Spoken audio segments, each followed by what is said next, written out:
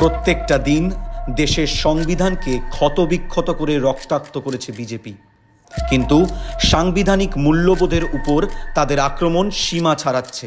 স্বরাষ্ট্রমন্ত্রী অমিত শাহ অপমানজনক মন্তব্য করেছেন বাবা সাহেব আম্বেদকর সম্পর্কে। अभी एक फैशन हो गया है, आम्बेडकर आम्बेडकर आम्बेडकर आम्बेडकर आम्बेडकर आम्बेडकर। इतना नाम अगर भगवान का लेते तो 7 जन्मों तक स्वर्ग मिल जाता। এটা সংবিধানের অবমাননা। ন্যায়, স্বাধীনতা, সমানাধিকার এবং ভ্রাতৃত্বের মূল্যবোধের ভিত করেছিলেন বাবা সাহেব এবং লড়েছেন দেশের দলিতদের জন্য। এটাই প্রথম নয়।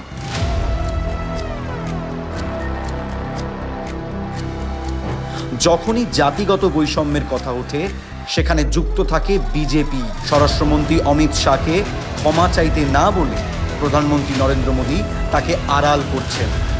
এটা তাদের জাতি বিদ্বেষী, দলিত বিরোধী মানসিকতার প্রতিফলন। নিজের মন্তব্যের জন্য স্বরাষ্ট্রমন্ত্রী অমিত শাহের ক্ষমা চাওয়া উচিত।